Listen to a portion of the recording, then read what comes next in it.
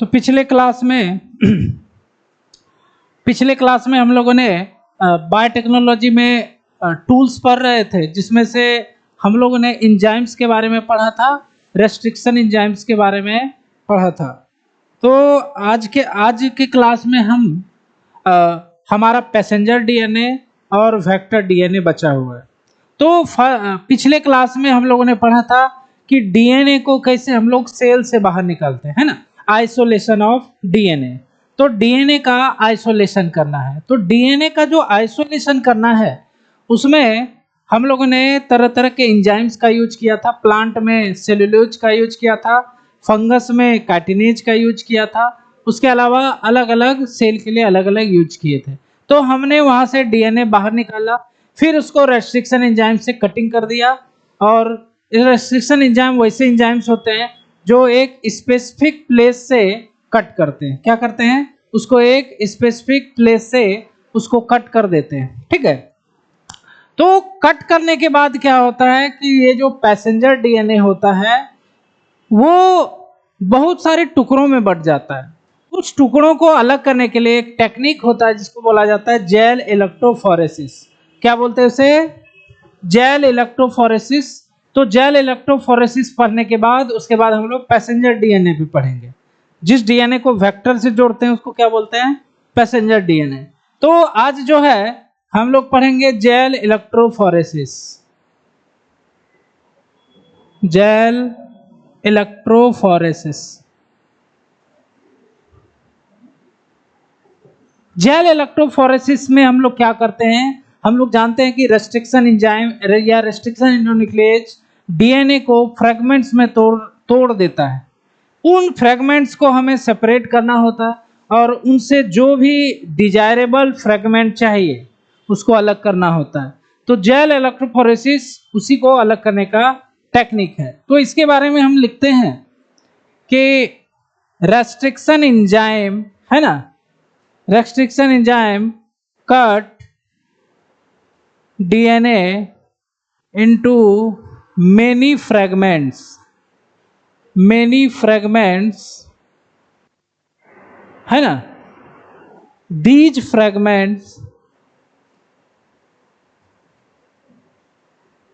fragments are separated by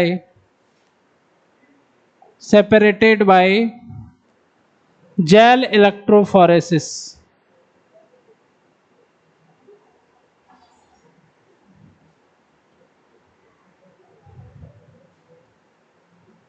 इसमें देखो क्या यूज करते हैं। इसमें एक मशीन होती है, इस टाइप की मशीन होती है।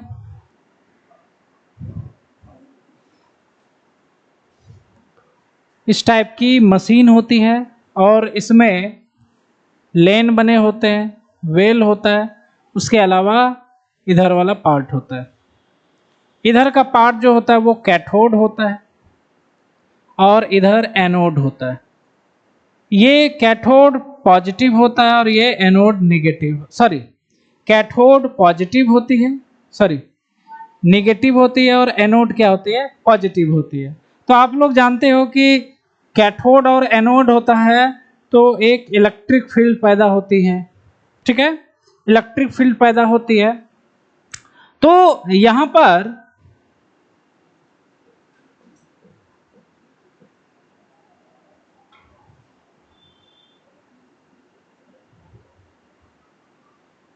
कुछ बने होते हैं वेल्स वगैरह। उसके बाद ये जो मशीन होता है इसमें हम लोग वो फ्रैगमेंटेड डीएनए जो भी होते हैं इसमें हम लोग डाल देते हैं, है ना। और इस मशीन के अंदर में कुछ मीडियम डालते हैं। उस मीडियम को कहा जाता है जेल मीडियम। क्या बोलते हैं उसे? जेल मीडियम डालते हैं। जेल मीडियम होने से क्या होता है? डीएनए आसानी से उस पर मूव कर सकता है, ठीक है। वाटर नहीं डालेंगे, यहाँ वाटर डालने की जरूरत नहीं है। तो यहाँ पर हम लोग जेल मीडियम डालेंगे और जेल मीडियम क्या करेगी? इसे मूव करने में हेल्प करेगी, ठीक है।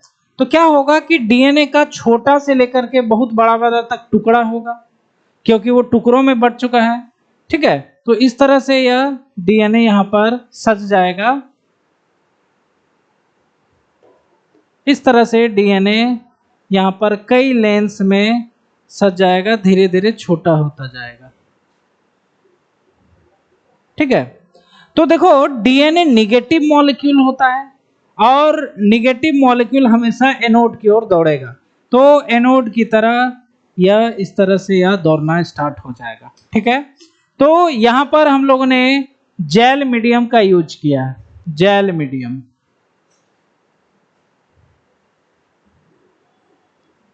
जेल मीडियम, और ये जो जेल होता है यह समुद्र से पाया जाता है, इसको कहा जाता है एगारोज जेल। एगारोज जेल कई बार पूछा गया, बहुत इंपॉर्टेंट है। Agarose gel, VVI. Agarose gel एक तरह का समुद्री कचरा होता है। क्या होता है यह? सी वीड्स होते हैं। सी वीड्स, क्या हो रहा है, ज्यादा कलम चल रहा है भाई। सी वीड्स,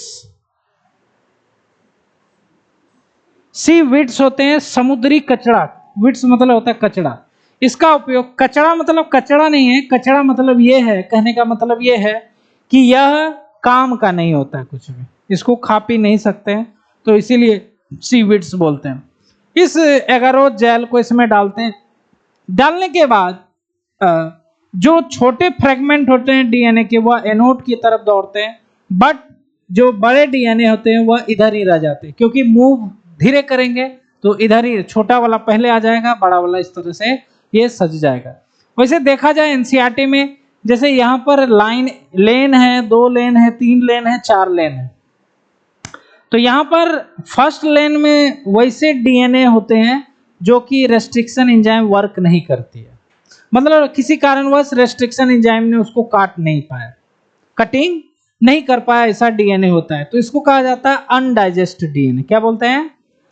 देखो एक तरह से रेस्ट्रिक्शन एंजाइम जब डीएनए को काटती है ना, तो उसको डाइजेशन भी कहते हैं। क्या बोलते हैं? डाइजेशन। तो ये अनडाइजेस्ट होती है, उसके बाद इसमें सारा डाइजेस्ट होता है। तो यहाँ पर देखने वाली बात क्या है कि डीएनए को हम लोग किस मीडियम में रखते हैं भाई? जेल मीडियम में। किस में रखते हैं? Fragments are kept in gel medium, जिसमें से एगारोज जेल होता है। मीडियम का जरूरत क्यों पड़ा? क्योंकि उसको मूव करना है। ठीक है, उसके अलावा देखने वाली बात यह है कि यहां पर डीएनए का जो फ्रेगमेंट्स है वह साइज के अनुसार सजे। कैसे? साइज के अनुसार। तो देखो अगर आपको मॉलिक्यूलर वेट दिया हो या साइज दिया हो तो आप आंसर साइज डालोगे। क्या डालोगे? हालांकि छोटा है तो मॉलिक्यूलर वेट भी कम होगा, ये बड़ा है तो मॉलिक्यूलर वेट भी ज्यादा होगा, तो आपको आंसर साइज ही देना है। यहां पर डीएनए का अरेंजमेंट अकॉर्डिंग टू साइज हो रहा है। तो क्या हो रहा है? Fragments of DNA are arranged on the basis of size, size के अनुसार चले गए। ठीक है, यहां पर यह भी पूछ सकता है आपसे कि डीएनए किधर की ओर दौड़ेगा, कैथोड या एनोड? ये लिखा हुआ है एनसीईआरटी में, लिखा हुआ है, मतलब पूछ सकता है। तो जाहिर सी बात है डीएनए निगेटिव मॉलिक्यूल वह रंस किधर करेगा? एनोड के साइड करेगा ना जी, निगेटिव होता है। तो क्या लिखेंगे? DNA is negative molecule move towards anode, anode की तरफ दौड़ेगा। इतना हो गया, सजा लिए। अब क्या करना है? देखो पिछले क्लास में हमने बताया था, जैसे ये हम क्या करते हैं कि प्लाज्मिड वेक्टर को काट देते हैं। क्या करते हैं? प्लाज्मिड वेक्टर को काट दिए, ठीक है, और इधर पैसेंजर जो डीएनए होता है उसको भी काट दिए, और दोनों को जब काटते थे याद रखते थे कि रेस्ट्रिक्शन एंजाइम क्या होना चाहिए? सेम होना चाहिए। क्या होना चाहिए?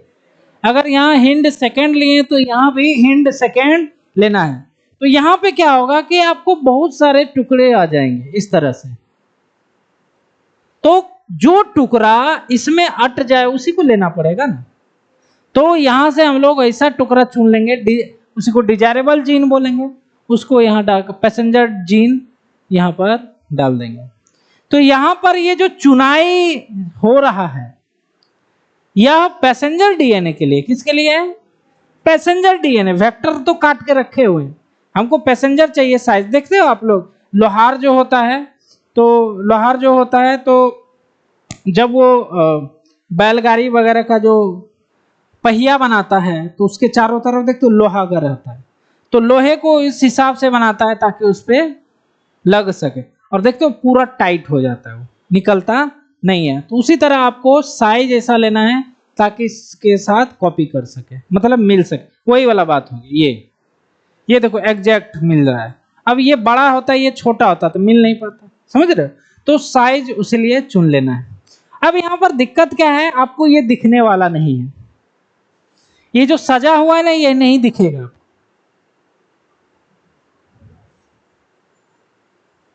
क्रोमोजोम ऐसे भी बदनाम है, क्रोमोजोम। क्रोमो मतलब होता है कलर, कलर्ड बॉडी, जिसको बिना कलर किए आप देख ही नहीं सकते। तो क्रोमोजोम का ही टुकड़ा तो होता है डीएनए, समझ रहे बात?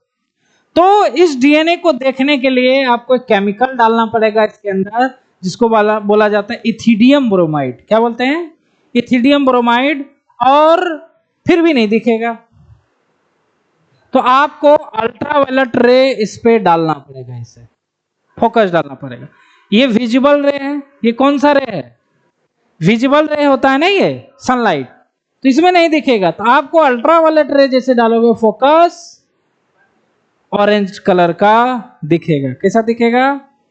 Orange colour. अब दिख गया। अब आप डिजायर्ड जो टुकड़ा होता है उसको काट करके यहां से निकाल लोगे, उसको कहा जाता है इल्यूशन। 2 पॉइंट, और दोनों पॉइंट पूछा जाता है। जेल इलेक्ट्रोफोरेसिस बहुत इंपॉर्टेंट। तो यहां पर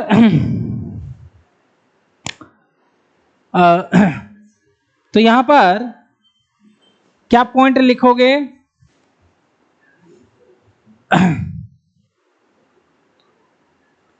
DNA fragments only visible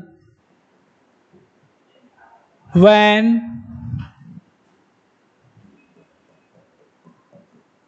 ethidium bromide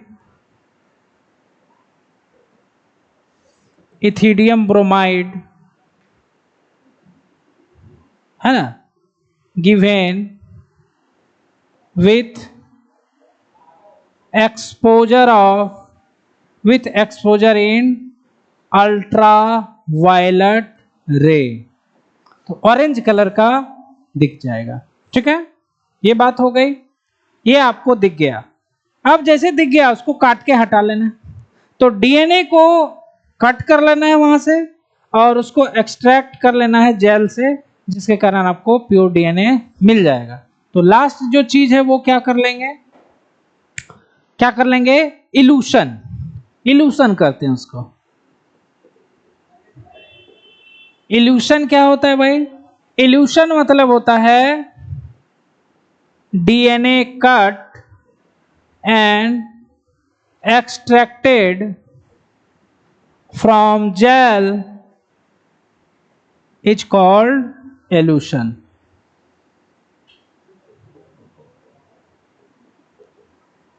evolution हो गया। ठीक है, अब आगे पढ़ने से पहले, है ना, आपने डीएनए को सेल से बाहर निकाला, उसको काट लिया, काटने के बाद टुकड़ों को अलग कर लिया। अब जैसे ही टुकड़ों को अलग करोगे उसके बाद क्या करोगे? जोड़ दोगे। क्या करोगे? जोड़ दोगे। Ligation of DNA. क्या करोगे? Ligation of DNA.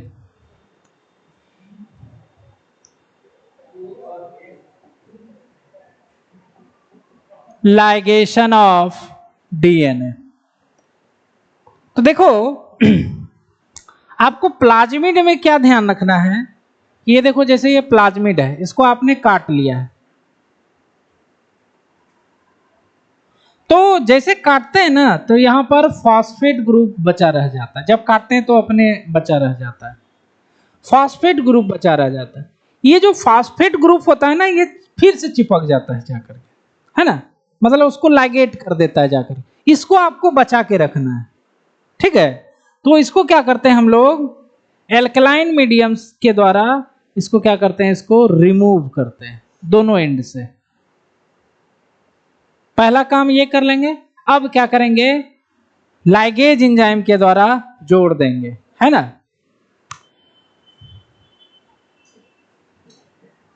Passenger DNA and vector DNA, है ना। जो पैसेंजर डीएनए वही फ्रैगमेंट जो था वही ना है पैसेंजर डीएनए, जिसको हम लोग वेक्टर से जोड़ते हैं। तो वेक्टर डीएनए, है ना, बाय लाइगेज एंजाइम, एक ही वन एंड ओनली दुनिया में यही एक एंजाइम है जो डीएनए को जोड़ता है, उसके अलावा कोई एंजाइम नहीं है। यही है, यही है, ठीक है। इसको लाइगेशन कर दिया हमने, है ना। अब क्या बन जाएगा, अब ये जो डीएनए बन जाएगा वेक्टर प्लस पैसेंजर।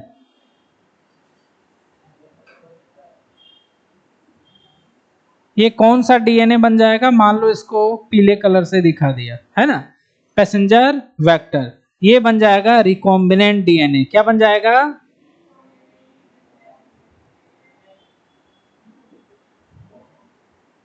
लेकिन अभी हमारा पूरा नहीं हुआ है। पूरा इसलिए नहीं हुआ है, ना तो हम पैसेंजर डीएनए के बारे में जानते हैं, ना वेक्टर डीएनए के बारे में जानते हैं। तो हम लोग पैसेंजर और वेक्टर डीएनए के बारे में पढ़ते हैं। क्लियर है, जोड़ तो लिए हैं, रिकॉम्बिनेंट डीएनए बना लिया। अच्छा, इस रिकॉम्बिनेंट डीएनए को हम लोग क्या करते हैं, बाद में इसको किसी ई कोलाई में डाल देते हैं। कहां डाल देते हैं, ई कोलाई में डाल देंगे इस तरह से,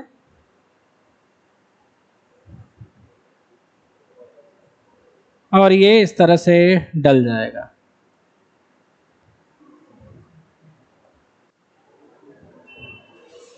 अब ई कोलाई में जैसे आपने डाला,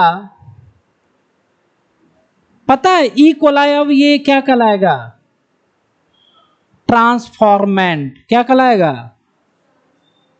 क्या कहलाएगा, ट्रांसफॉर्मेंट।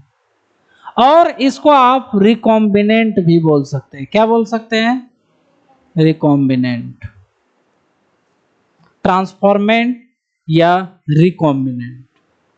क्लियर, अभी आएगा ये सब। अब तो हम लोग चलते हैं हमारा पैसेंजर डीएनए। आपकी एनसीईआरटी कहीं भी पैसेंजर डीएनए नहीं लिखी हुई है। देखो इसका बहुत सारा नाम है, सबको आपको ध्यान में रखना है, क्योंकि एनसीईआरटी में सब का नाम रख दिया, कहीं पे कुछ लिखता है, कहीं पे कुछ। पैसेंजर डीएनए को फॉरेन डीएनए भी कह सकते हो। क्या बोल सकते हो, फॉरेन डीएनए, बाहरी डीएनए, विदेशी डीएनए, ठीक है। उसके अलावा इसको एलियन डीएनए भी कह सकते हो, बाहर का डीएनए। उसके अलावा इसे डिजायर्ड डीएनए भी कह सकते हो।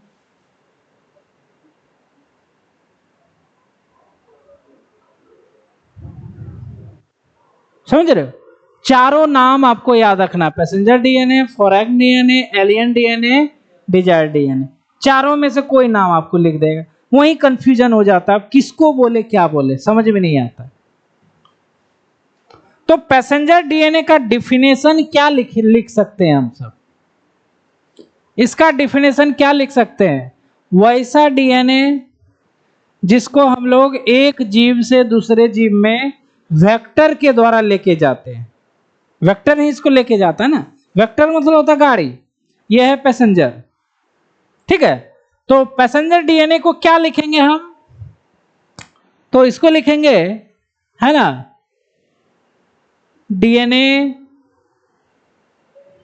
which carried from one organism to another by vector DNA। Passenger DNA का कितने टाइप के हो सकते हैं, ये 3 टाइप के हो सकते हैं। जैसे फर्स्ट सी डीएनए, इसको हम लोग कॉम्प्लीमेंट्री डीएनए भी कहते हैं।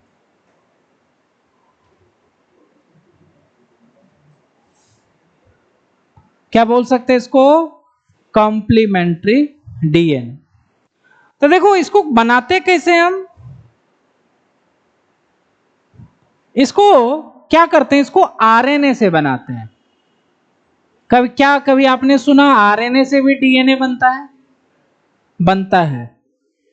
इसको कहा जाता है रिवर्स ट्रांसक्रिप्शन।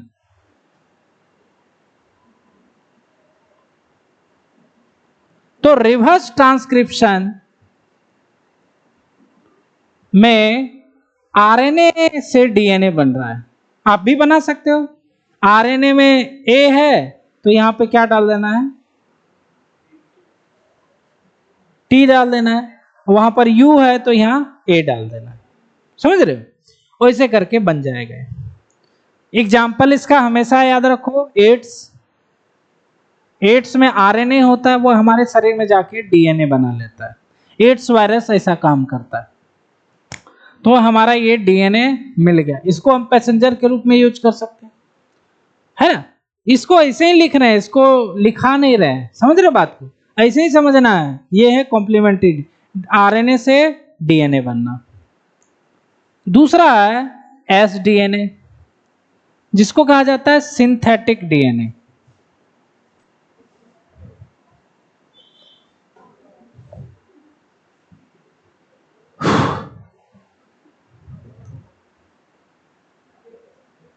तो यहां पर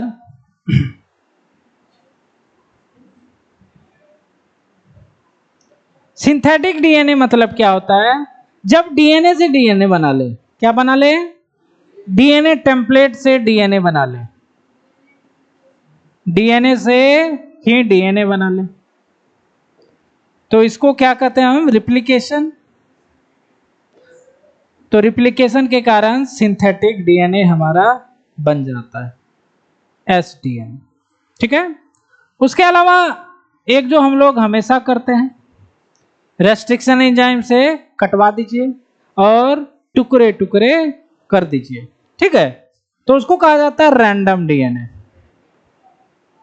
रैंडम नाम इसीलिए है, तितिर बितिर कर देता है, काट कूट के बर्बाद कर देता है। जहां पर भी उसका रिकॉग्निशन साइट या रेस्ट्रिक्शन साइट होता है, जहां जहां 100 जगह तो 100 जगह काट देगा और 101 टुकड़ा हो जाएगा। कल क्वेश्चन बनाए थे, है ना। तो वही कर देता है। तो रैंडम डीएनए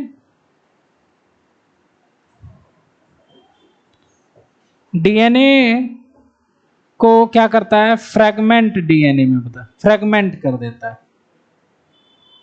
और ये करता है रेस्ट्रिक्शन एंजाइम। तो इसको कहते हैं रैंडम डीएनए। क्या बोलते हैं? Random DNA. तो यह 3 प्रकार का पैसेंजर डीएनए। अब देखो, पैसेंजर मतलब कुछ नहीं है, जिस डीएनए को आपको वेक्टर के साथ जोड़ना है, चाहे आप किसी भी तरीका से अपनाओ, अलग अलग तरीका से, तो ये आपका पैसेंजर डीएनए हुआ। क्लियर?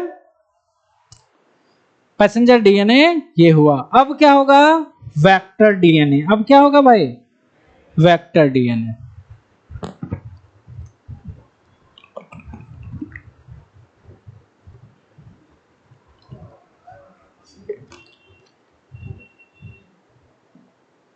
तो वेक्टर डीएनए जो है वो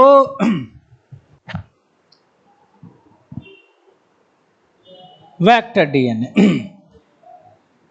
अब इसमें थोड़ा सा अपना जो आपका मस्तिष्क है, ब्रेन है, उसको एक्टिव कर लेना है। नींद वगैरह जो भी आ रहा होगा अभी तक, उसको भगा देना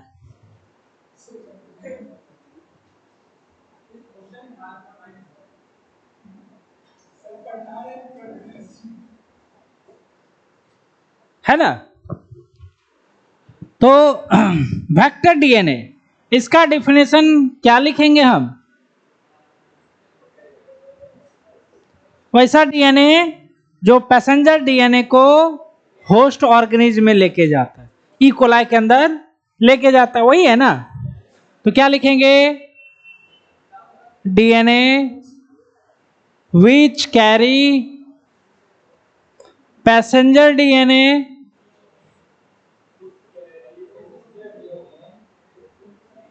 into host organism, into host organism।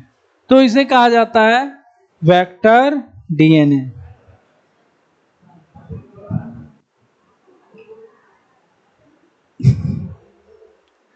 तो सबसे ज्यादा जो वेक्टर डीएनए यूज किया जाता है, उसको लगा दो, उसको बंद कर दो, उसको लगा दो। सबसे ज्यादा जो वेक्टर डीएनए यूज किया जाता है वो प्लाज्मिड वेक्टर है। कौन है? प्लाज्मिड एक ऐसा डीएनए, सर्कुलर डीएनए होता है जो बैक्टीरिया में पाया जाता है और उसका एक खासियत होता है, वह सेल्फ रिप्लिकेट होता है। क्या होता है? उसको सेल से जरूरत नहीं होता है। अगर वो बैक्टीरिया में वहां भी रिप्लिकेट कर सकता है, सेल हमारे अंदर आएगा वहां भी रिप्लिकेट कर सकता है। तो सेल्फ रिप्लिकेट होता है। हमारा जो डीएनए होता है वैसा नहीं होता है। हमारे डीएनए को सेल चाहिए। अपना सेल से निकाल के किसी में डालोगे तो रिप्लिकेट नहीं करेगा। तो वेक्टर डीएनए, इसीलिए इसको मिरेकल कहा जाता है, मैजिक सर्कल। क्या बोलते हैं इसको? तो सबसे ज्यादा जो प्लाज्मिड वेक्टर यूज किया गया है उसका नाम है PBr322। क्या नाम था? ये एक प्रकार का आर्टिफिशियल वेक्टर है जिसमें सारा कुछ दिया हुआ है। तो यहां पर हम लोग ये पढ़ते हैं कि वेक्टर का क्या क्या कैरेक्टरिस्टिक्स होना चाहिए या वेक्टर का क्या क्या प्रॉपर्टी होना चाहिए जो कि पैसेंजर डीएनए को कैरी करे। तो बड़ा सा हेडिंग डालना चाह रहे हैं हम,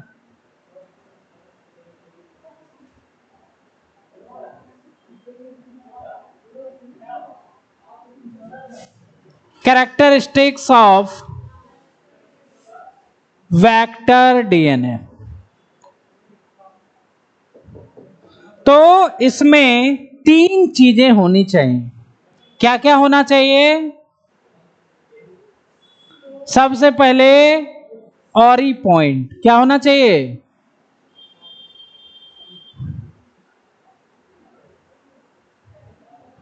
सबसे पहले ज्यादा क्या होना चाहिए? ऑरी पॉइंट। उसके बाद होना चाहिए सेलेक्टेबल मार्कर। और तीसरा जो होना चाहिए वह होता है क्लोनिंग साइट।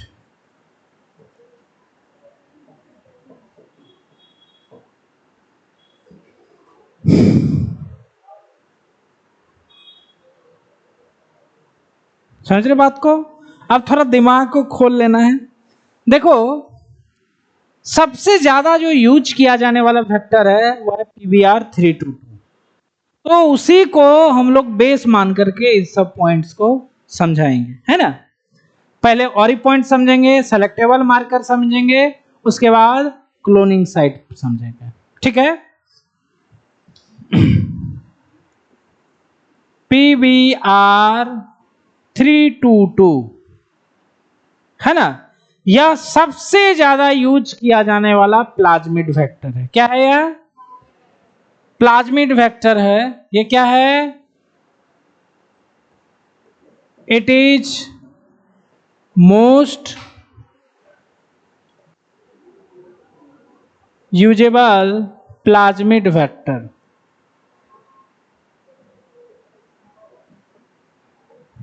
है ना, PBr। ठीक है। PBr, P मतलब क्या होता है? प्लाज्मिड। P मतलब, है ना, B और R साइंटिस्ट का नाम है। क्या है भाई? B मतलब होता है बॉलिवर, R मतलब होता है रॉड्रिज नाम है, और ये है ऑर्डर जिस ऑर्डर में इसको खोजा गया, जिस ऑर्डर में 322 नंबर होता है, 1 से 322 सबसे ज्यादा यूज किया जाने वाला यह वेक्टर होता है ना। इसका कॉपी नंबर जो होता है वह 15 से 100 होता है।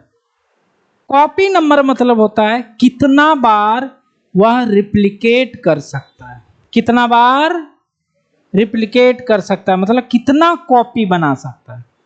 हम लोग पढ़े ना डीएनए रिप्लिकेशन कर सकता है, तो ये भी डीएनए है एक तरह का, प्लाज्मिड वेक्टर डीएनए ही है।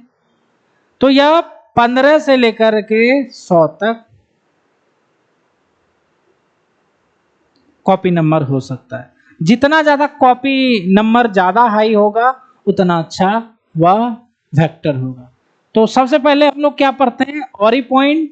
क्या पढ़ते हैं भाई, ऑरी पॉइंट।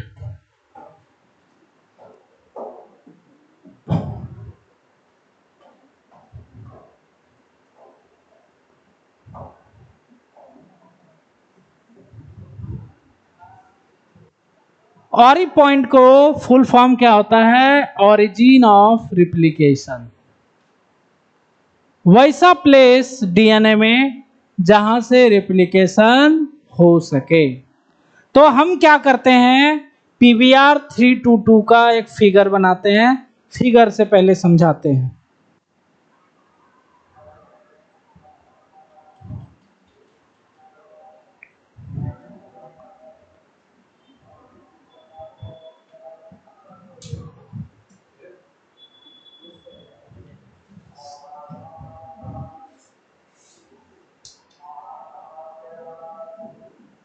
अंदर वाला होगा, वाह होगी, चलिए टेंशन खत्म हो गया।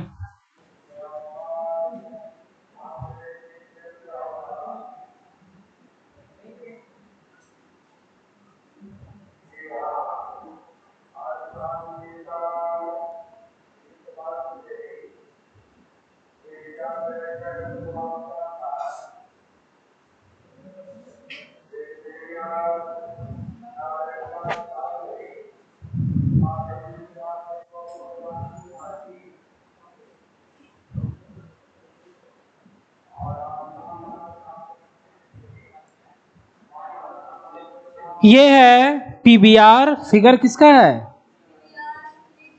पीवीआर 322। समझो, इसमें यहां पर ओरिजिन ऑफ रिप्लिकेशन होता है। ऑरी पॉइंट क्या होता है, यहां पर ऑरी पॉइंट होता है। देखो डीएनए में अगर ऑरी पॉइंट है तो वह डीएनए रिप्लिकेशन कर सकता है।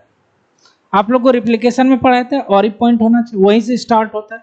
अगर डीएनए प्लाज्मिड में ऑरी पॉइंट नहीं है तो वो रिप्लिकेट नहीं कर सकता। तो रिप्लिकेशन होने के लिए ऑरी पॉइंट होना चाहिए, क्योंकि आपको डालेंगे ना, आपको पैसेंजर के साथ डाल करके आपको जब ई कोलाई में डालेंगे तो आप डिवाइड करोगे कि नहीं, हमको डिवीजन चाहिए, तो ऑरी पॉइंट होना चाहिए। ऑरी पॉइंट के अलावा रॉप भी होता है, आरओपी, है ना, रीजन ऑफ, है ना, रिप्लिकेशन ऑफ प्रोटीन। ठीक है, रिप्लिकेशन ऑफ प्रोटीन, वैसा प्रोटीन जो रिप्लिकेशन में हेल्प करे।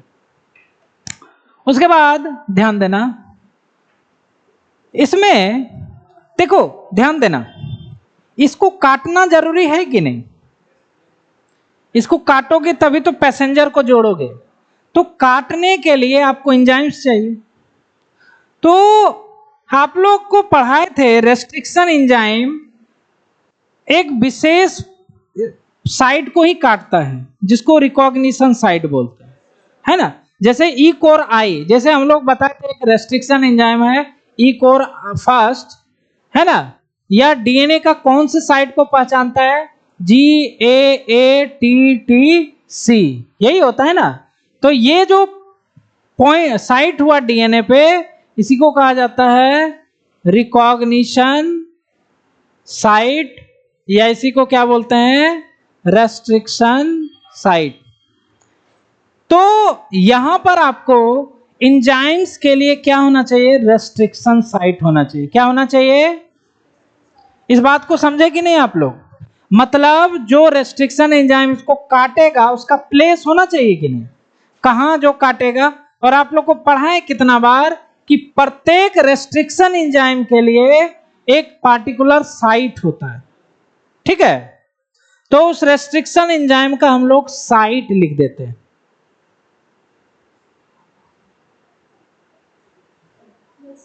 है ना। तो नाम तो लिखेंगे रेस्ट्रिक्शन साइट का, क्या लिखेंगे, सॉरी नाम लिखेंगे रेस्ट्रिक्शन एंजाइम का, लेकिन वो साइट है उसका। इसको ऐसे समझो जैसे मान लो आप लोग टिकट कटाते हो, ट्रेन में टिकट कटाते हो, आपका S1 में S1 बोगी नंबर है और सीट है आपका 10, ठीक है। तो सीट हुआ आपके नाम का, क्या हुआ, आपके नाम का वो सीट हुआ, आप नहीं हो वो। उसी तरह रेस्ट्रिक्शन एंजाइम नहीं है यहां पर, ये तो डीएनए है, उसका क्या है, साइट लिख रहे हैं, क्या लिख रहे हैं, नाम लिख रहे हैं इसका, आपका घर, तो आपका घर है, आप घर आप नहीं हो, समझ रहे हो। तो देखो रेस्ट्रिक्शन, कुछ रेस्ट्रिक्शन एंजाइम 8-10 दिए हुए हैं इस पर, देखो क्या क्या लिखते हैं। ट्रिक है, पहला है PST फर्स्ट, क्या नाम है पहला, अब इसको याद कैसे कर, ये क्या है, रेस्ट्रिक्शन एंजाइम, क्या है, एकदम ध्यान दो, रेस्ट्रिक्शन एंजाइम है, रेस्ट्रिक्शन एंजाइम का साइट है, यहीं पे वो आके कट कर देगा, ठीक है। तो इसको याद ऐसे करते हैं, प्यारे सचिन तेंदुलकर फर्स्ट, ये बहुत नामी है, हर जगह आपको मिल जाएगा, समझ रहे हो, क्या नाम है, प्यारे सचिन तेंदुलकर फर्स्ट क्लास। अब सचिन के साथ कौन है, वीरू तो होना चाहिए, सहवाग है ना, तो प्यारे वीरू फर्स्ट क्लास,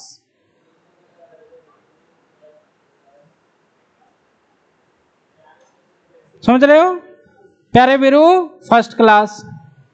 उसके बाद इन दोनों का, ये दोनों तेज बैट्समैन थे, महान बैट्समैन थे, तो इनका जो इकोनॉमी रेट था, इकोनॉमी रेट कैसा था, फर्स्ट क्लास, इकोराई हो गया, समझ रहे इसका साइड।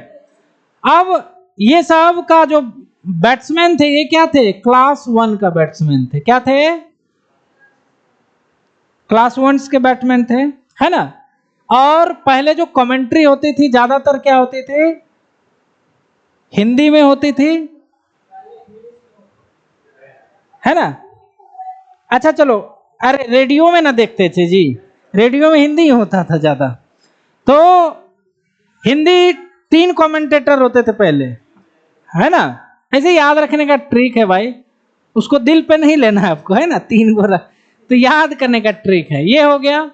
उसके अलावा इसको याद रखोगे, बाम, ये सबको याद रखता है, बाम H1, बम H1, क्या नाम याद रखता है, बम H1। उसके बाद सचिन तेंदुलकर क्या होते थे, 100 पे आउट हो जाता था जल्दी, है ना, सचिन ऑल आउट 100, है ना। उसके बाद लेकिन सहवाग क्या करता था, दोहरा शतक 13 मारता था, तो रोप के ही जगह पे उसका साइट होता है जिसका नाम है प्यारे वीरू डबल सेंचुरी, है ना। तो ऐसे याद रखने का है, तो आपको याद है ना, 1 2 3 4 5 6 7 8, 8 गो रेस्ट्रिक्शन एंजाइम का साइट दिया हुआ है ना। अच्छा आपसे पूछ रहे हैं, मान लो बाम H1 हम डालेंगे इस पे, बाम H1 इस वेक्टर में हम डालेंगे, तो कटिंग कहां होगा, कहां होगा, यहां होगा ना जी, जहां साइट, जहां आपका सीट है वहीं ना बैठोगे जाके, यहां काट देगा, है ना। उसी तरह साल 1 देखो तो यहां कट जाएगा, PV सेकंड दोगे तो यहां कट कर देगा, समझ रहे। अभी भी अधूरा है, तो ऑरी पॉइंट के बारे में हम लोग क्या लिखें, ऑरी पॉइंट क्या होता है, तो वेक्टर डीएनए में ऑरी पॉइंट होना आवश्यक होता है, क्योंकि अगर ऑरी पॉइंट रहेगा तो अगर इस वेक्टर से डीएनए को जोड़ोगे तो उसका कॉपी बना देगा, ठीक है। तो क्या लिखेंगे यहां पर ऑरी पॉइंट के बारे में,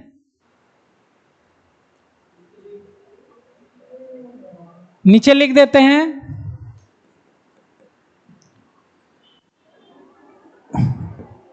ऑरी पॉइंट, है ना, in a vector, ori point in a vector, है ना,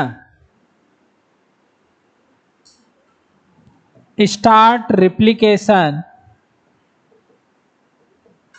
So यदि if, इसलिए यदि any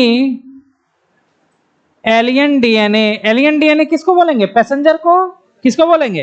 एनी एलियन डीएनए, है ना, ज्वाइंट, देन इट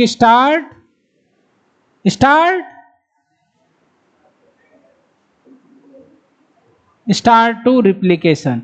अगर किसी भी डीएनए को इसमें जोड़ोगे क्या करेगा? रिप्लिकेशन स्टार्ट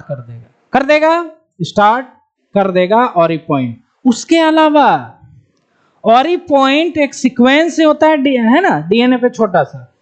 तो ऑरी पॉइंट यह कॉपी नंबर के लिए भी रिस्पॉन्सिबल है। ऑरी पॉइंट का कॉपी नंबर 15 से 100 होता है। अगर मान लो किसी का 20 कॉपी नंबर है किसी ऑरी पॉइंट का, तो वह 20 कॉपी बनाएगा। कितना बनाएगा? 20 कॉपी का बनाएगा। तो क्या लिखेंगे? Ori point responsible to control copy number of alien DNA. Copy number of alien DNA. तो अच्छा वेक्टर वही होगा जिसका कॉपी नंबर क्या हो? हाई हो। क्या हो? 60 हो, 70 हो, 80 हो। जितना ज्यादा बनाएगा उतना उनको फायदा है। तो a good vector must have high copy number.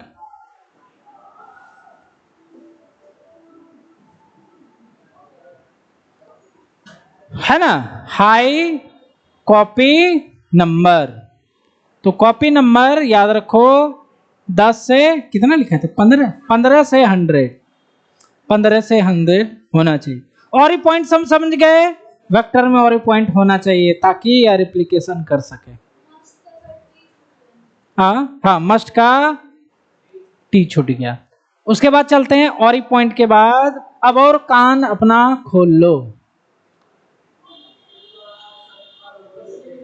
अब है सेलेक्टेबल मार्कर। सेलेक्टेबल मार्कर यह एंटीबायोटिक रेसिस्टेंस जीन होता है। आकाश बाबू, ये क्या होता है? एंटीबायोटिक रेसिस्टेंट जीन, जो कि इस वेक्टर डीएनए में डाला जाता है, होना चाहिए। Antibiotic resistant. एंटीबायोटिक क्या होता है? वैसे केमिकल जो बैक्टीरिया वगैरह को मारते हैं उसको क्या बोलते हैं? एंटीबायोटिक। उसके अगेंस्ट का जीन, समझ रहे हो? उसको अगेंस्ट अवरोध करने वाला जीन।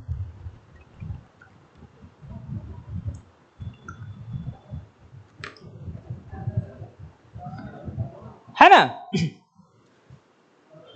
अगर किसी बैक्टीरिया में एंटीबायोटिक रेसिस्टेंट जीन है तो एंटीबायोटिक उसका कुछ भी उखाड़ नहीं सकता है, क्योंकि वो रेसिस्टेंस है। फॉर एग्जांपल, मान लो किसी बैक्टीरिया में एम्पिसिलिन एंटीबायोटिक का रेसिस्टेंट जीन है, तो उस बैक्टीरिया को अगर उसमें डालोगे, मतलब उस एंटीबायोटिक को डालोगे उसमें, तो डेड नहीं करेगा, क्योंकि उसके पास रेसिस्टेंट जीन है। एंटीबायोटिक क्यों यूज करते हैं? तबीयत खराब होता है तब ना।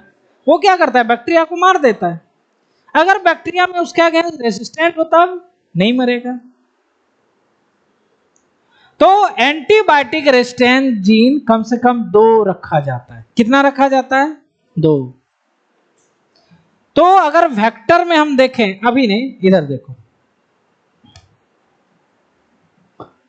बी नंबर है सेलेक्टेबल मार्कर।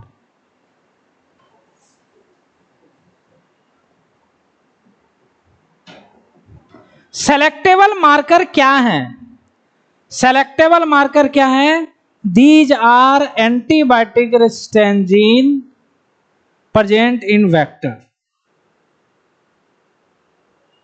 एंटीबायोटिक कौन कौन से होते हैं? एम्पिसिलिन, टेट्रासाइक्लिन, क्लोरोफेनिकॉल, कैनामाइसिन, ये सब एंटीबायोटिक होते हैं। उसके रेसिस्टेंट जीन यहाँ पर प्रेजेंट होने चाहिए, है ना। पहले लिखते हैं तब आपको समझाते हैं क्या इसका काम पड़ जाएगा।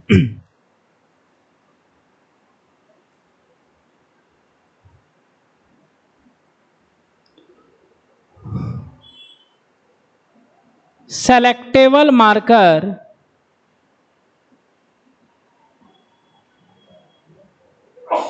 represent by antibiotic resistant gene, है ना। Antibiotic resistant gene like ampicillin,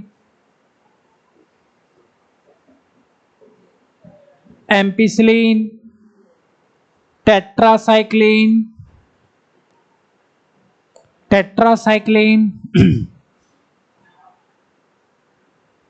ampicillin, tetracycline, chloramphenicol, kanamycin, ETC, बहुत सारे होते हैं। तो ये दोनों सबसे ज्यादा यूज होता है ना। तो अगर एम्पिसिलिन का एंटीबायोटिक रेसिस्टेंट जीन है तो उसको हम लिखेंगे एम्पिसिलिन R, ऐसे लिख देते हैं। इसका मतलब हुआ ampicillin resistant gene. Tetracycline anti, ये सब क्या है? एंटीबॉडी है। इसका जीन लिखना है, इसका अगेंस्ट वाला जीन लिखना है, तो इसको लिखेंगे टेट्रासाइक्लिन रेसिस्टेंट जीन। समझो, आप ऐसे मत करना। देखो ऐसे, ये एम्पिसिलिन है, ये है एम्पिसिलिन, और ये है जीन। ये कैसा जीन है? एम्पिसिलिन रेसिस्टेंट जीन, ठीक है। अगर इस एम्पिसिलिन को इसमें डालोगे, यह जीन डेड नहीं होगा। समझ रहे बात? रेसिस्टेंट हो जाए। तो यहां पर जानते हो, यहां पर जहां पर ये वाला पार्ट है ना, तो यहां पर होता है एम्पिसिलिन रेसिस्टेंट जीन,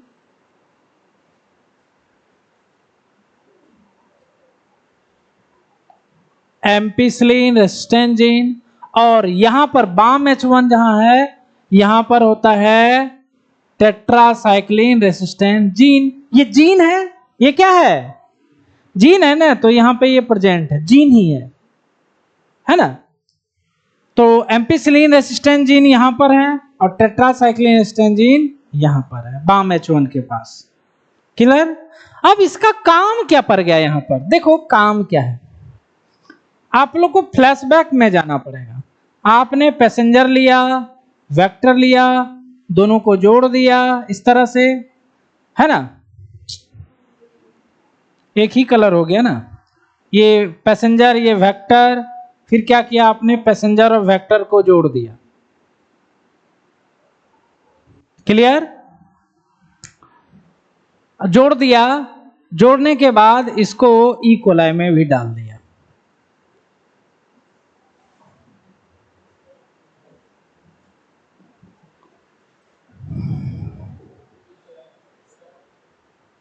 ठीक है,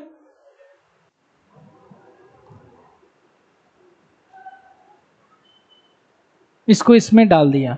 तो यह जो बैक्टीरिया कहलाएगा, इसको कहा जाएगा ट्रांसफॉर्मेंट। क्या कहलाएगा? ट्रांसफॉर्मेंट। और जो नॉर्मल बैक्टीरिया है ना, उसको कहा जाएगा नॉन ट्रांसफॉर्मेंट।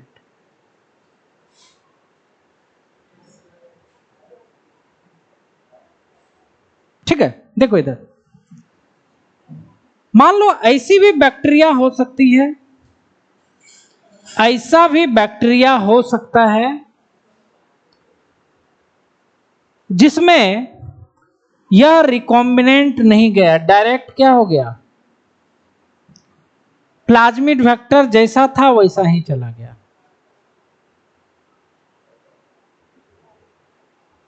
आपने रिकॉम्बिनेंट डीएनए बनाया, उसको बैक्टीरिया में डाला, मान लो 100 को बैक्टीरिया है। अब जरूरी नहीं है सबो बैक्टीरिया में रिकॉम्बिनेंट डीएनए चला जाएगा। मान लो 90 में चला गया और 10 बैक्टीरिया में वह गया ही नहीं, तो जिस बैक्टीरिया में नहीं गया उसको क्या बोलेंगे? नॉन ट्रांस, मतलब ये ट्रांसफॉर्मेंट नहीं हुआ। ट्रांसफॉर्मेशन मतलब होता है डीएनए डाल देना किसी के अंदर। मेरा बात समझ रहे हो? रिकॉम्बिनेंट डीएनए अगर बैक्टीरिया में जा रहा है तो उसको क्या बोलेंगे? उस बैक्टीरिया को ट्रांसफॉर्मेंट, और जिसमें नहीं गया नॉन ट्रांसफॉर्म। ऐसा भी होता है। अब आप बना रहे हो तो ऐसा जरूरी नहीं है सारे बैक्टीरिया में चला जाएगा रिकॉम्बिनेंट डीएनए।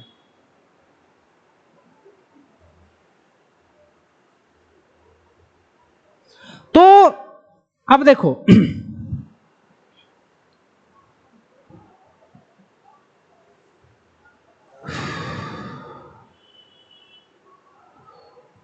ऐसे देखो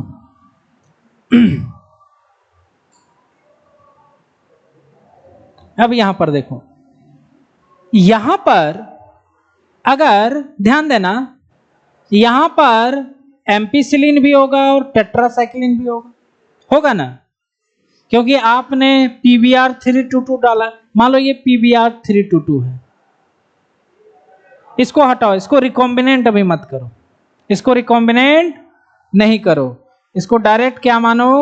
ये क्या है? पीबीआर 322। इधर एम्पिसिलिन रेजिस्टेंट जीन है, ध्यान देना है, इधर ध्यान दो, और इधर क्या है? Tetracycline resistant gene. क्लियर? तो ये जो अभी इसको नहीं करना है, इसको मत करो। हाँ आर था ना, कोई बात नहीं है। तो कहां पर? अच्छा, वो तो जल्दीबाजी में लिख रहे हैं ना उसको, कोई बात नहीं, इसको समझाने के लिए लिख रहे हैं पीवीआर 322। ठीक है। अब यहां पर पीवीआर 322 में एम्पिसिलिन रेजिस्टेंट जीन भी है और टेट्रासाइक्लिन रेजिस्टेंट जीन। समझो, इसको तुरंत नहीं आता है ये समझ में। ठीक है। अब यहां पर ये डाल दिया आपने, लेकिन पीवीआर 322 इसमें नहीं गया, पीवीआर 322 नहीं गया। तो नॉर्मल जो बैक्टीरिया होता है, ना तो उसमें एंटीबायोटिक रेजिस्टेंट जीन होता है, ना तो टेट्रासाइक्लिन रेजिस्टेंट जीन है, ना तो यहां पर ए होगा, ना तो यहां पर टी होगा।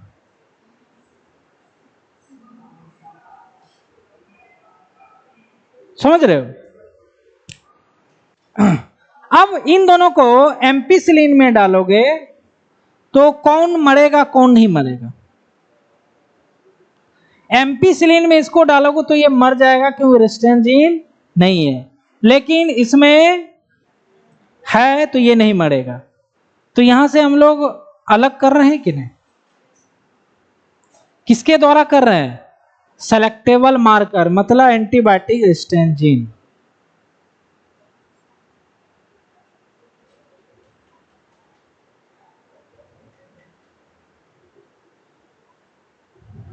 फिगर बनाते हैं इसका।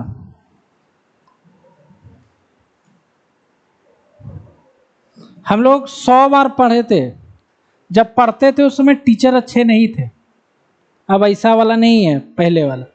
एनसीईआरटी पढ़ते थे, समझ में नहीं आता था, बहुत बार पढ़ते थे, फिर भी नहीं ही आया था समझ में। उस समय यूट्यूब वगैरह नहीं था कि 50 को दिया हुआ है, किसी का भी लेक्चर देख लिए समझ गए। उस समय नहीं था, बहुत दिक्कत होता था, है ना? समझते समझते समझ, इसको तो हम अपने आप से ही समझे थे। टीचर पढ़ाए भी तो समझ में नहीं आया था ये चीज। फिर जब अपने से सोचते सोचते फिर इधर उधर बुक्स, उस समय बुक्स खरीदा जाता बहुत सारा, क्योंकि यूट्यूब था नहीं जो देख ले, बुक खरीदते, उसका पढ़ लिए, उसका पढ़ लिए, तब आता था समझ में। देखो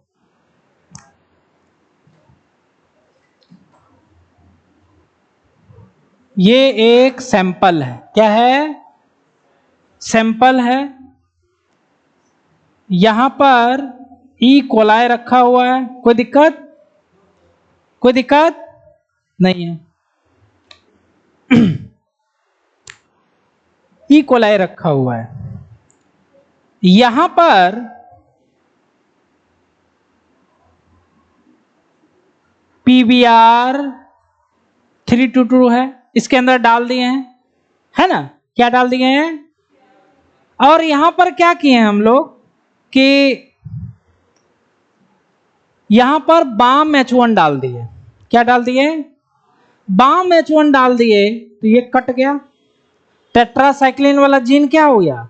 निकल गया। और वहां पर हमने क्या किया? कोई DNA यहां पर डाल दिया।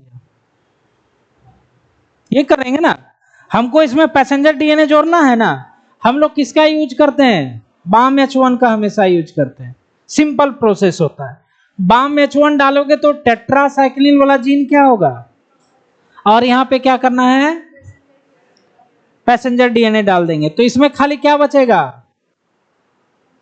एम्पिसिलिन रेसिस्टेंट जीन, और टेट्रासाइक्लिन वाला खत्म हो जाएगा, खत्म हो जाएगा। तो इसको हम लोग ई कोलाई के अंदर डालेंगे, तो डालेंगे जब बहुतों में चला जाएगा, बहुतों में नहीं भी जाएगा। तो जिसमें नहीं गया वो तो हमारे किसी काम का नहीं है, क्योंकि उसमें rDNA नहीं है। तो उसको कैसे अलग करोगे? सेलेक्टेबल मार्कर से। किससे? Selectable marker. देखो ये हमने क्या किया, ये है, इसमें क्या हुआ कि आपका एम्पिसिलिन वाला है, ठीक है, लेकिन इसको काट दिया था अपने टेट्रासाइक्लिन को बाम H1 से, और यहां पे आपको आ गया है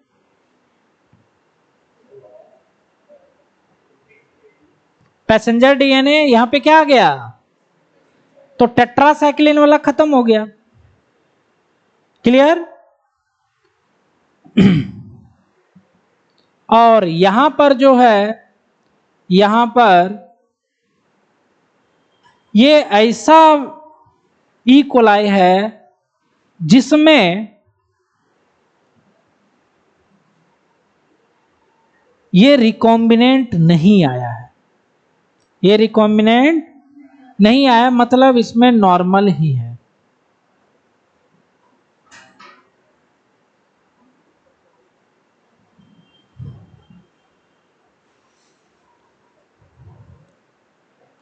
एक ऐसा भी हो सकता है, एक ऐसा भी हो सकता है, ये ई कोलाई है, इसमें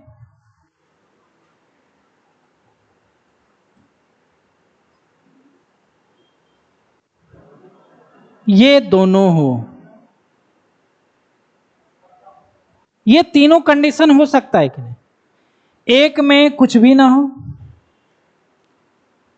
एक में रिकॉम्बिनेंट हो। ये क्या है? रिकॉम्बिनेंट हो गया, पैसेंजर फॉर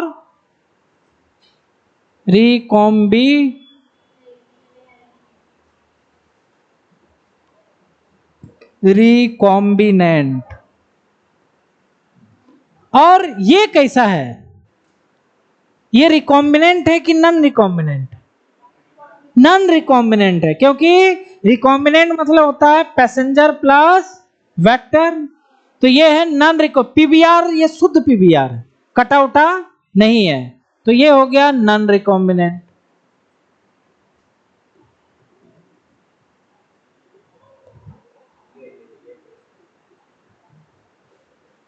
समझ रहे बात को? इसमें PBr गया, ठीक है, इसमें PBr के साथ पैसेंजर भी गया, और इसमें नहीं गया। तो इन दोनों को आप क्या बोलोगे? इन दोनों को आप कहोगे ट्रांसफॉर्मेंट। क्या बोलोगे? और ये जो है इसको क्या बोलोगे? Non transformant. समझ में आया? ट्रांसफॉर्मेंट मतलब PBr गया, या तो अकेले गया, या तो पैसेंजर को लेके गया, ट्रांसफॉर्मेंट। इसमें नहीं गया तो ये नॉन ट्रांसफॉर्मेंट। ठीक है, अब सेलेक्टेबल मार्कर से कैसे आप समझोगे कि ट्रांसफॉर्मेंट है कि नॉन ट्रांसफॉर्मेंट। ठीक है, अब देखो इसमें क्या करना है, आपको एम्पिसिलिन डाल देना है। क्या डाल देना है? एम्पिसिलिन एंटीबायोटिक डाल दो। ये मरेगा कि जिंदा रहेगा? जिंदा रहेगा, क्योंकि रेसिस्टेंट है उसका। एम्पिसिलिन लोहे को लोहे काटता है। ये मर जाएगा और ये जिंदा रहेगा। तो ट्रांसफॉर्मेंट और नॉन ट्रांसफॉर्मेंट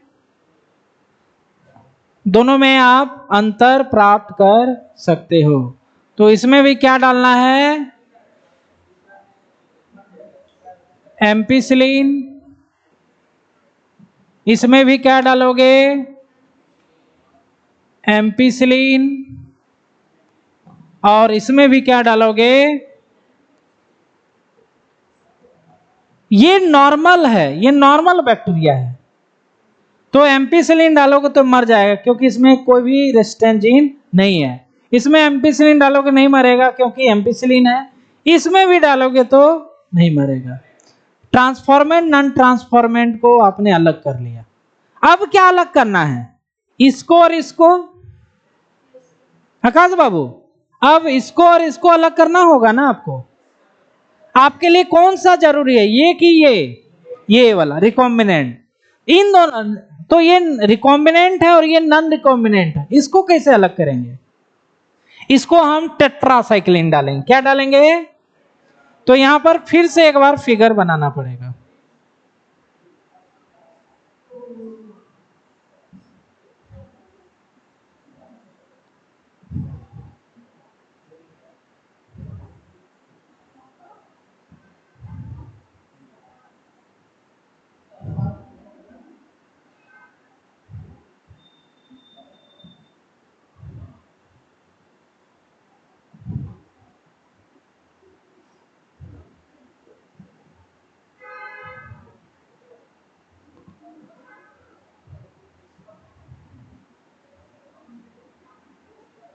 बाम H1 के कारण यहां पर हमने जोड़ दिया। अब क्या करना है इसमें? आपको यहां पर टेट्रासाइक्लिन डाल देना है। क्या डाल देना है? टेट्रासाइक्लिन। इसमें भी डाल देना है।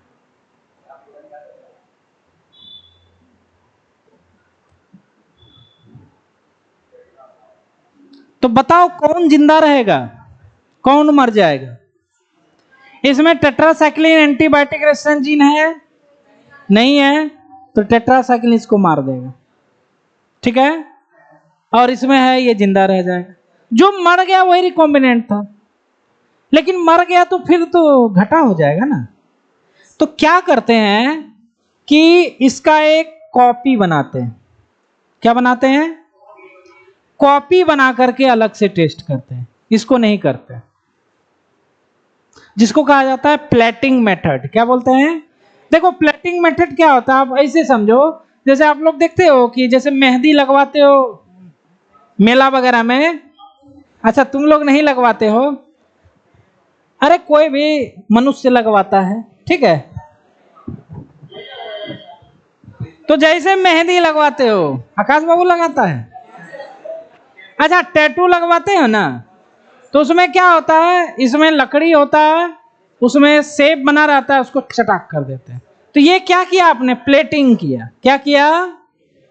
या कभी कभी हम लोग क्या करते थे बचपन में कि पेज में पूरा एकदम गाढ़ा लिख देते थे, ऐसे करते थे, इस पे चिपक गया, फिर इसको हम लोग पेज पे चिपका देते।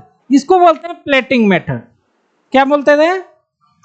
तो वही प्लेटिंग मेथड कर देना है इसका। इसको डायरेक्ट कर मर गया तो कोई काम का नहीं, तो प्लेटिंग कर लेंगे। अब देखेंगे जो मर गया उसको एक्सट्रैक्ट कर लेंगे, वो हमारा रिकॉम्बिनेंट है। तो यहां पर रिकॉम्बिनेंट और नॉन रिकॉम्बिनेंट में ये हो गया रिकॉम्बिनेंट और ये हो गया नॉन रिकॉम्बिनेंट। अब आप समझे कि नहीं? सेलेक्टेबल मार्कर का काम क्या है? Difference between transformant and non transformant and recombinant and non recombinant, है ना?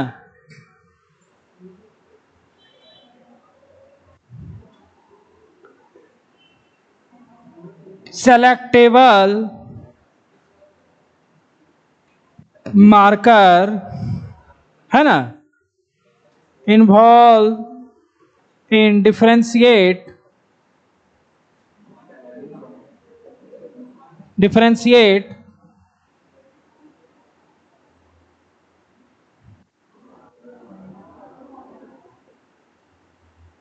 Transformant and non transformant, transformant non transformant, है ना? उसके बाद लास्ट क्या है? Cloning site. क्या है? यही है ना आपके एनसीईआरटी में, यही है ना जी, यही है क्लोनिंग साइट। वैसा साइट जहां पर पैसेंजर डीएनए को जोड़ना है, वैसा साइट पैसेंजर डीएनए को जोड़ना है या एलियन डीएनए को जोड़ना है। अब वह साइट पे क्या होना चाहिए? रेस्ट्रिक्शन एंजाइम भी होना चाहिए साइट उसका, वो काटेगा तभी तो वहां जोड़ोगे। बात को समझ रहे हो? जैसे रेस्ट्रिक्शन एंजाइम का साइट यहां पर है, तो रेस्ट्रिक्शन एंजाइम देंगे, ये काट देगा, हटा देगा, फिर पैसेंजर डीएनए को जोड़ोगे, ठीक है? उसके अलावा वहां पर आपको सेलेक्टेबल मार्कर भी होना चाहिए। क्या होना चाहिए? एंटीबायोटिक रेजिस्टेंस जीन 2 को होना चाहिए।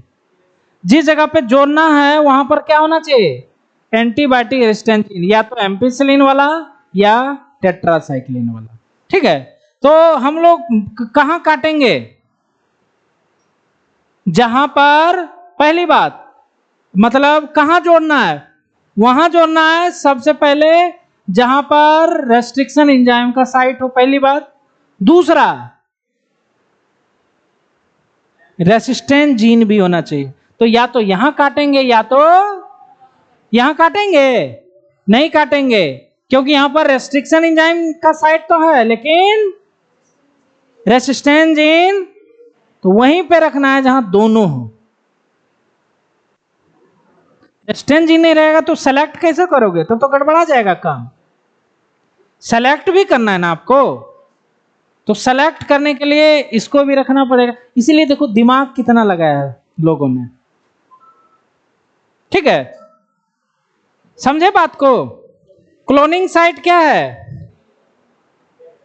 It is a site where alien DNA ligates, ligates मतलब होता है जुड़ना, क्लियर? उसके बाद यह साइट कौन सा साइट होना चाहिए? यह ऐसा साइट है, इस साइट को कहा जाता है रिकॉग्निशन साइट। क्या बोलते हैं? जहां पर रेस्ट्रिक्शन एंजाइम का साइट होता है, ठीक है? It is site where restriction enzyme works. It is site restriction enzyme works, so it is also called, क्या बोलेंगे? Recognition site. क्या बोलेंगे इस साइट को? रिकॉग्निशन साइट या रिकॉग्निशन साइट या रेस्ट्रिक्शन साइट। देखो जैसे आपका सिलेक्शन हो गया एमबीबीएस में, तो आपका रोल नंबर मान लो आप सीट एक ले लिए, अब 100 को सीट है, एक सीट आपने ले लिया इस साल, फिर अगला साल आप सेकेंड ईयर में चल जाओगे तो आपके सीट पे कोई और आ जाएगा। तो वही चीज यहां पर है, जिस सीट से आप हटोगे उसी सीट पे वो आ जाए। तो वही पर है जहां पर पैसेंजर डीएनए को जोड़ना है वहां पर रेस्ट्रिक्शन एंजाइम का साइट है, काट के वो जाएगा तब वो आ जाएगा। समझ रहे बात? Recognition site, restriction site. तो कितने दिख रहे हैं, कितना दिख रहा है यहां पर? रेस्ट्रिक्शन साइट, रिकॉग्निशन साइट 8, 1 2 3 4 5 6 7 8, यही है ना साइट जहां पर रेस्ट्रिक्शन एंजाइम वर्क करते हैं। ठीक है, उसके अलावा एक चीज और ध्यान रखना है, DNA linked where antibiotic resistant gene भी वहीं पर होना चाहिए, है ना। Alien DNA joints at restriction site must have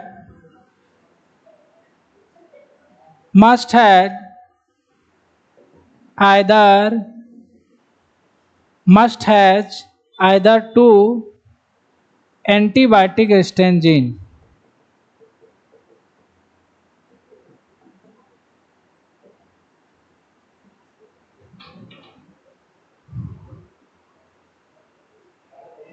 ठीक है।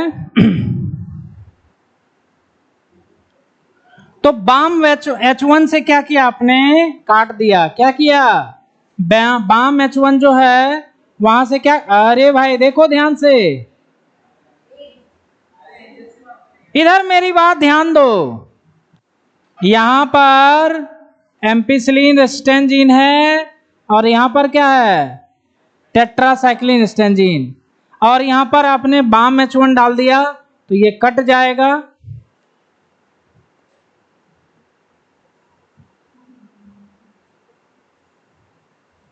कट गया है ना, तो यहां से कट कर दे। बाम H1 जैसे आपने डाला यहां से ये कट गया। अब यहां पर क्या जोड़ दोगे आप, पैसेंजर या एलियन डीएनए यहां पर जोड़ दिया आपने।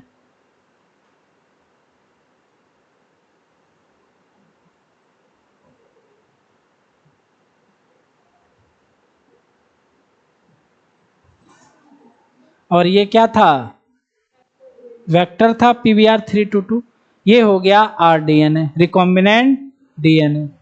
तो यहां से क्या हुआ, जैसे ही आपने बाम H1 को यहां पे डाला, टेट्रासाइक्लिन खत्म हो गया और एलियन डीएनए आ गया। एलियन डीएनए के आने के कारण इसके अंदर टेट्रासाइक्लिन रेजिस्टेंट जीन क्या हो गया, खत्म हो गया ना। किसी के आने से कुछ चीज खत्म हो गया। एलियन डीएनए के यहां घुसने के कारण इस पीबीआर में क्या हो गया, टेट्रासाइक्लिन रेजिस्टेंट जीन क्या हो गया, उसका गुण खत्म हो गया ना।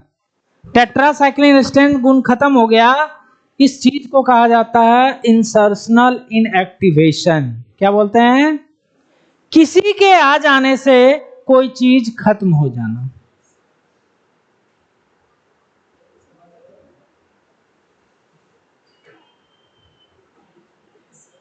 यही होता है। जैसे फोन आने से क्या हुआ, पढ़ना लिखना खत्म हो गया आदमी का, रील्स बनाने लगा पढ़ाई लिखाई छोड़ करके। तो यहां पर वही इसको बोला जाता है insertional inactivation.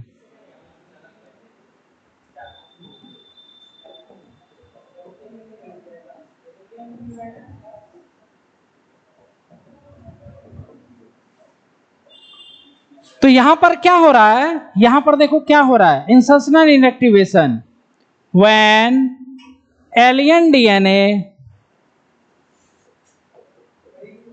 joint at BAM H1 site, then this vector PBR 322 loss tetracycline resistant gene. अरे लॉस कर गया ना, यहां पर देखो यहीं पे हो गया तो लॉस, देख रहे हो यहां पे, यहां टेट्रासाइक्लिन लॉस्ट हो गया यहां पर क्योंकि ये आ गया है तो लॉस्ट हो गया है ना।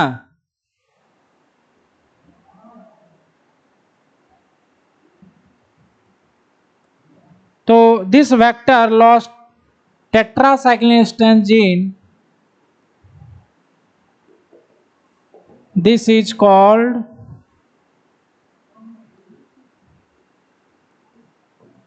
insertional inactivation. तो बहुत तरह का ऐसा ऐसा कुछ कुछ किया गया। जैसे एक बैक्टीरिया थी, उसका जो प्लाज्मिड वेक्टर था उसमें एक जीन पाया जाता, समझो जरा इसका, उसमें एक जीन पाया जाता। इस जीन के कारण वह बैक्टीरिया क्या करती थी, ब्लू कॉलोनी बनाती थी। क्या बनाती थी? ब्लू कॉलोनी बनाती थी, बनाती है। अब क्या करो, आप इसको काट दो और इसके जगह पे कुछ और डाल दो, पैसेंजर डीएनए। तो इसको आप क्या करो, इसको काट दो इस तरह से, और ये वाला जो जीन पहले से था उस बैक्टीरिया में, इसको हटा दो। इसको हटा के कुछ और जोड़ दिया आपने, तो अब ये ब्लू कॉलोनी नहीं बना पाएगी। इस बैक्टीरिया में, प्लाज्मिड में एक जीन था। ये क्या है? जीन है जो क्या बनाती थी? Blue colony. देखते हो बैक्टीरिया का कॉलोनी होता है ब्लू ग्रीन, देखे हो ना? तो ये ब्लू कॉलोनी बनाती थी। आपने क्या किया, इसको कट कर दिया, कट कर दिया, इसके जगह पे नया डीएनए कुछ डाल दिया, पैसेंजर डीएनए। क्या वो जीन रहा इसमें? नहीं रहा। क्या ये जीन ब्लू कॉलोनी बनाएगी? नहीं बनाएगी। इसी को कहा जाता है इंसर्शनल इनएक्टिवेशन। किसी के आने से कुछ चीज क्या हो जाना, नष्ट हो जाना, उसी को देखो। इंसर्शन मतलब क्या आता है? अंदर आ जाना। इनएक्टिवेशन, इनएक्टिवेट हो गया। अच्छा, आपसे पूछ रहे हैं यहां पर, अगर हम यहां इसको भी काट दे, समझना, इसको भी अगर काट दे तो क्या इसके पास एम्पिसिलिन रहेगा? वो भी खत्म हो जाएगा। टेट्रासाइक्लिन भी गया, एम्पिसिलिन भी गया। तो इसको तो काट ही दिए पहले से, समझ रहे हो? इसको तो काट दिए पहले से, इसको भी काट देंगे तो वो भी चला जाएगा। तो किसी के आने से कुछ चीज चला जाना, उसको कहा जाता है इंसर्शनल इनएक्टिवेशन। क्लियर है? इसमें और चीजें भी हैं, वेक्टर में अभी खत्म नहीं हुआ है। बस इसका क्या हुआ, क्या क्या कैरेक्टरिस्टिक्स होने चाहिए वो, इसके का जो क्लास है आगे पढ़ेंगे। आज हम लोग क्वेश्चन करेंगे। क्या करेंगे भाई? क्वेश्चन करेंगे। इसमें देखो डाउट कुछ भी, इसको पढ़ो, इसमें कोई भी डाउट?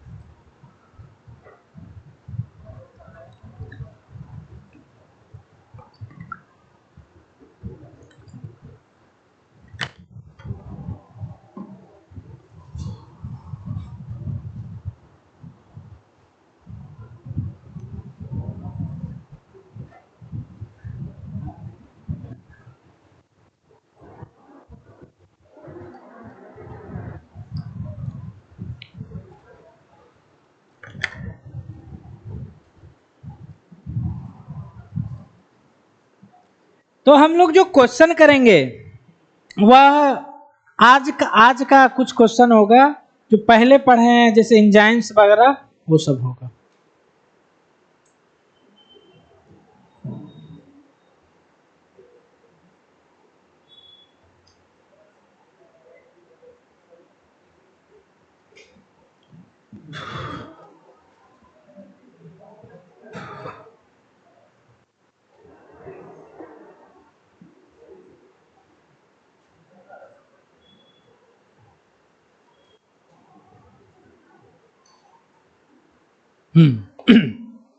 चलते हैं अब हमारे क्वेश्चन के तरफ।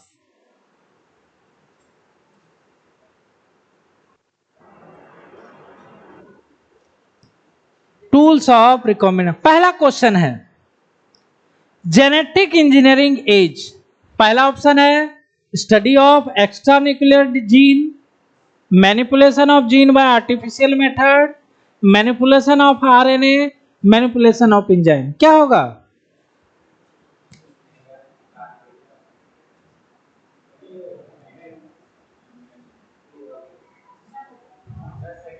सेकंड होगा। क्या होगा? एक्स्ट्रा न्यूक्लियर जीन, न्यूक्लियस के बाहर का जीन तो नहीं ना पढ़ते, न्यूक्लियस वाला जीन पर पढ़े थे ना, डीएनए न्यूक्लियस वाला, ऐसे ही गलत है, ये तो कोई मतलब। मैनिपुलेशन ऑफ डीएनए क्या पढ़ाए थे? मैनिपुलेशन ऑफ डीएनए को पढ़ाए थे हम, ये हो जाएगा। आरएनए नहीं होता, एंजाइम नहीं होता। दूसरा number, which of the following enzyme cut the DNA molecule specific nucleotides. क्या होगा? फर्स्ट रेस्ट्रिक्शन इन, बहुत अच्छा। तीसरा number, which of the following is the example of chemical scissor. Scissor मतलब कैंची, कौन सा होगा? बाम, सब है ना। केमिकल सीजर मतलब रेस्ट्रिक्शन एंजाइम, तो तीनों तो रेस्ट्रिक्शन एंजाइम है, कट करने वाला। 4 number, restriction endonuclease are used genetic because.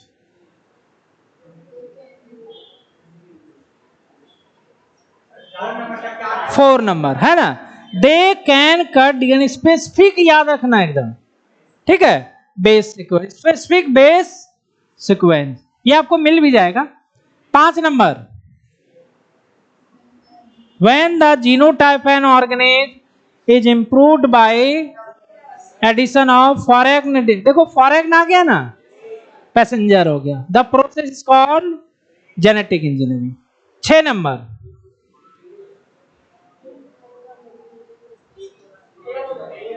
ए हो जाएगा, रेस्ट्रिक्शन एंजाइम लाइगेज ये जोड़ता है, एक्सोन्यूक्लियस नहीं करता है, 1 नंबर हो जाएगा। देखो एल्केलाइन फॉस्फेट है ना, यही बताया था ना, प्लाज्मिड में फॉस्फेट ग्रुप बच जाता है, उसको काटने का यही काम करता है alkaline phosphate. 7 number, manipulation DNA become possible discovery of restriction, ठीक। 8, transfer of protein from electrophoretic gel to nitrocellulose membrane is known as transference, northern blotting, western blotting, southern blotting. क्या होगा? बताए थे, डीएनए फिंगरप्रिंट का है question. 9 number, DNA by fingerprinting was discovered. क्या हो जाएगा? Alex Jeffrey. इसको याद करोगे, ये नीट में कई बार आ चुका है, डीएनए फिंगरप्रिंट।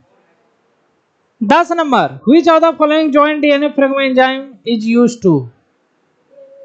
डीएनए फ्रेगमेंट को कौन ज्वाइन करता है?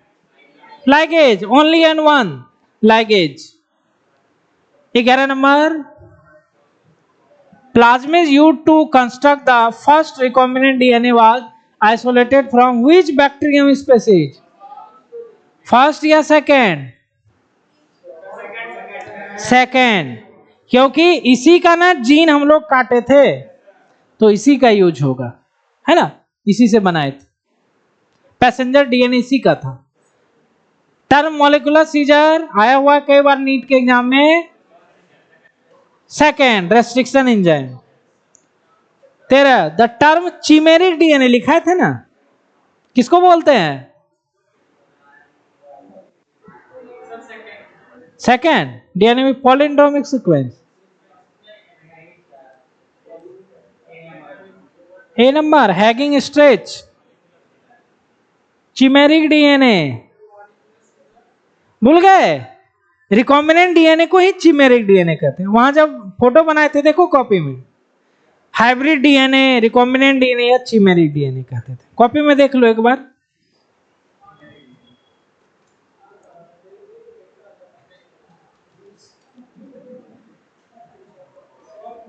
वो जो चार्ट बनाए थे फर्स्ट क्लास में, है ना, मिला?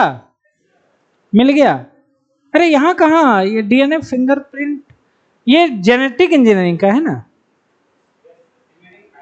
ठीक है। 3 नंबर हो जाएगा। 14 number, which of the following is not a tool for genetic engineering. कौन सा होगा? टूल नहीं है।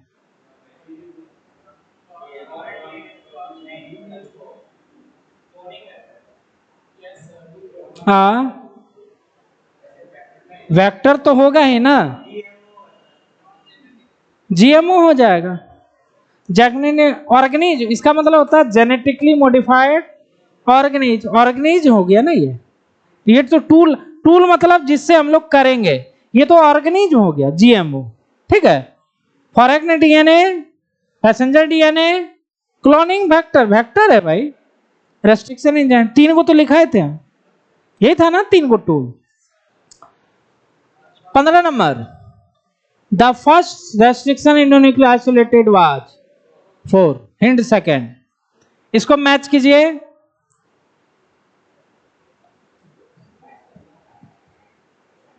ई कोर आई का दिया हुआ है, उसका मैचिंग दिया हुआ, नाम का मतलब क्या क्या है?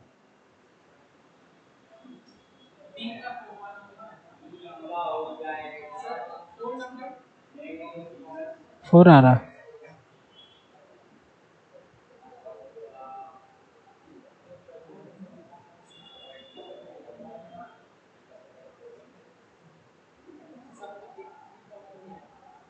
आगे इसका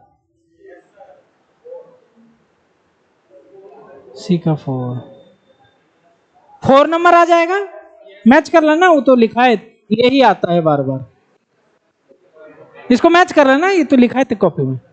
17 नंबर,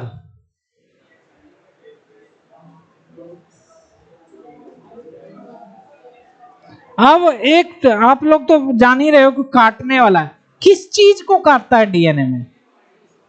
डीएनए जो स्ट्रैंड होता है उसको काटता है ना, तो डीएनए स्ट्रैंड में शुगर और फॉस्फेट को काटता है या नाइट्रोजन बेस को काटता है?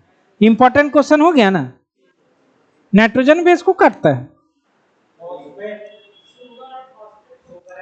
है ना, ऐसे है। ये मान लो ये डीएनए है, ये डीएनए है ना, ये देखो ऐसे लटका हुआ है इस तरह से, तो ये जो कैंची चलता है इधर से कटता है ना, तो कैंची किसको, शुगर फॉस्फेट बॉन्ड को काटता है, किसको काटता है? ये आपको याद एक कंसेप्ट हो गया, किसको काटेगा भाई? वही काटेगा, फॉस्फेट कॉम्बिनेशन न्यूक्लिक एसिड, याद हो गया। उसके बाद 18 नंबर, रीड स्टेटमेंट पढ़ो। Restriction endonuclease enzyme recognise specific polyendonucleotide sequence in DNA, सही बात है। दूसरा, restriction endonuclease enzyme are called molecular scissor और बायोलॉजिकल सीजर, सही है, दोनों सही है, ए हो जाएगा। अब इसको अध्ययन करो, ये एनसीईआरटी का ही हमने उठा के डाल दिया।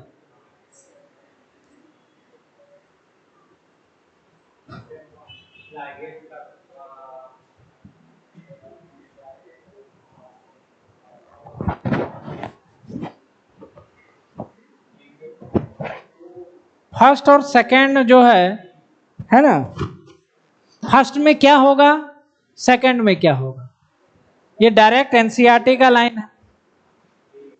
फर्स्ट में क्या कर रहे हो आप, फर्स्ट है ना, क्या कर रहे हो आप, कट कर रहे हो ना, किससे करोगे? रेस्ट्रिक्शन एंजाइम से। उसके बाद ए हो जाएगा, हाँ ए हो जाए, ई कोर आई, ये एनसीईआरटी का लाइन है, यहाँ ई कोर आई, यहाँ DNA ligase, clear, direct NCERT है, इसीलिए है। उसके बाद 20 नंबर बनाइए, ये क्या हो गया? अच्छा इसमें देखो, एक्चुअली में इसमें लेने के बाद क्या होता है, ये वाला यहां था, है ना, ये यहां पे इसने कर दिया, ये थोड़ा होगा अपना बोर्ड का, तो यहां पे पॉलिंड्रोमिक सीक्वेंस कौन सा दिख रहा है? इधर से GATTC, इधर से GUTTC, गलत हो गया ना, दोनों साइड से सेम रीडिंग होना चाहिए, GGATTC, GGATTC, यही सही है, पॉलिंड्रोमिक यही है, उसके अलावा कोई नहीं दिख रहा है, कोई नहीं है, नहीं है, क्लियर। 21 नंबर, क्या हो गया इसे, अच्छा 21 नंबर, ABCD, ये भरना है आपको, ऑप्शन दिया हुआ है,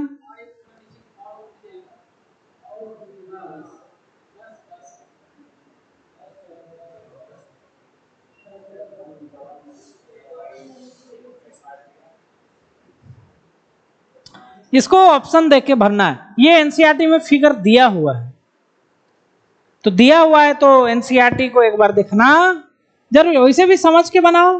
फॉरेग्न डीएनए है, passenger DNA, vector DNA, plasmid. तो यहां ए और बी क्या होना चाहिए? क्या हो रहा है यहां पर? हाँ, रेस्ट्रिक्शन कटिंग हो रहा है ना, इसका भी कटिंग कर रहा है। तो पहला क्या होगा? रेस्ट्रिक्शन इंडोन्यूक्लियेज। उसके बाद ज्वाइनिंग फॉरेग्न डीएनए, सी क्या होगा?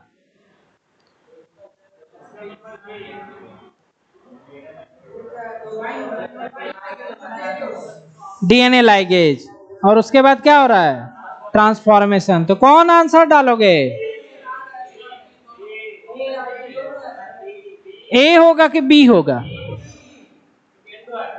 बी होगा। हाँ, एक्जो लिख दिया ना, गलत हो जाएगा। रेस्ट्रिक्शन इंडोन्यूक्लियस दोनों में होना चाहिए, ठीक है, सेम होना चाहिए।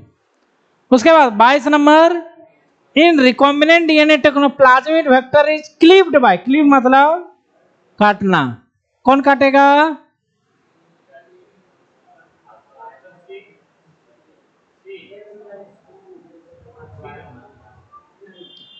यहां मॉडिफाइड डीएनए लाइगेज तो काटता नहीं है। एल्कलाइन सॉल्यूशन ये अलग चीज है। एल्कलाइन सॉल्यूशन याद है क्या करता है? डीएनए को सिंगल स्ट्रैंड बना देता है। क्या करता है? काटता नहीं है, दोनों धागों को अलग कर देता है।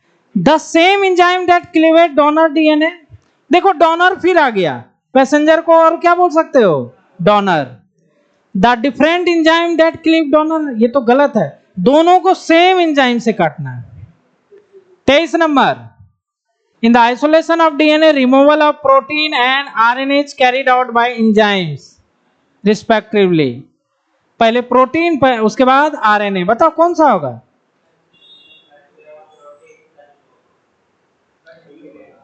डी होगा? ए होगा? डी होगा तो राइबोन्यूक्लियेज, या प्रोटीन को थोड़े ना काटता है, प्रोटीएज काटेगा। आरएनए को कौन काटता है? राइबोन्यूक्लियेज। काइटिनेज तो या, हाँ सही है, सी। ये काइटिनेज तो सेल को फाड़ता है ना। 24 number, an enzyme catalyse the removal of nucleotides from ends of DNA.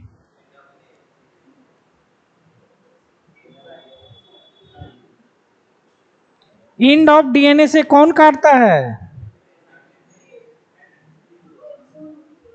एक्सोन्यूक्लियेज। कौन काटता है? इंडोन्यूक्लियेज मिडिल से, और ये एंड से कैंची चलाता है, पढ़ाए थे पिछले क्लास में। ये तो जोड़ता है, और ये तो ये कहां से काटेगा? एंड या middle? Specific point, restriction endonuclease, है ना। क्या हो जाएगा आंसर? एक्सोन्यूक्लियस, एंड से डीएनए को कटता है। 25 number, restriction enzyme refer to, मतलब रेस्ट्रिक्शन जो नाम है, रेस्ट्रिक्शन एंजाइम में वह किसको रिफर्ड करेगा? रेस्ट्रिक्शन नाम।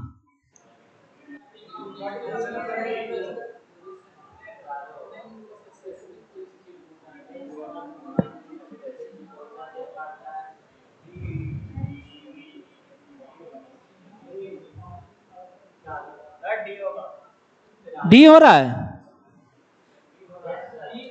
ये तो रेस्ट्रिक्शन एंजाइम का वर्क हो गया ना तीनों।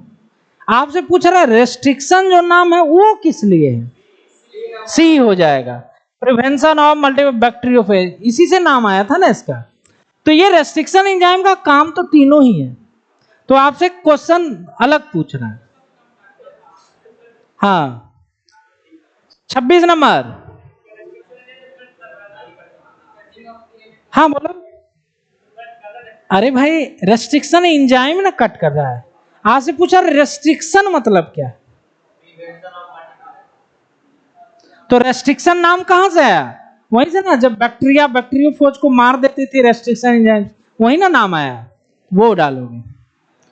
26 number, while isolating DNA from bacteria, which of the following enzyme not use?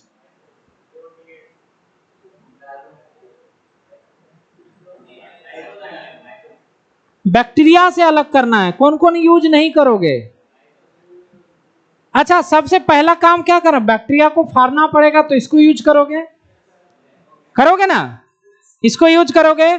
उसके बाद उससे क्या निकलेगा? डीएनए, आरएनए और प्रोटीन।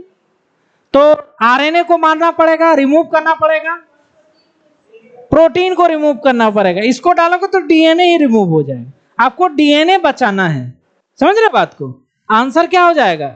ये हो जाएगा। इसको नहीं यूज करना है कभी भी। 27 नंबर,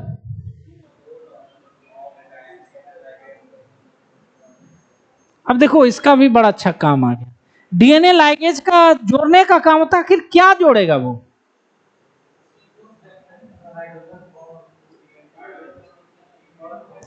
जो कटेगा नहीं, देखो stick and, formation of hydrogen bond between sticky ends of DNA fragments, formation of phosphate bond between DNA fragments. क्या होगा?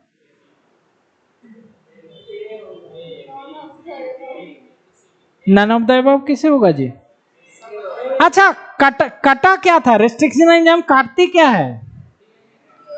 डीएनए में क्या काटती है? शुगर और फॉस्फेट। तो जोड़ेगी भी उसी को ना, उसी को जोड़ा जाएगा ना। हाइड्रोजन बॉन्ड तो अपने बन जाएगा, जैसे उसको जोड़ेगा बन जाएगा, ये नंबर हो जाएगा। तो इसको एक बार देख लेना, ये आपको मिल जाएगा। ठीक है, तो आज का क्लास हम लोग यहीं रहने देते हैं।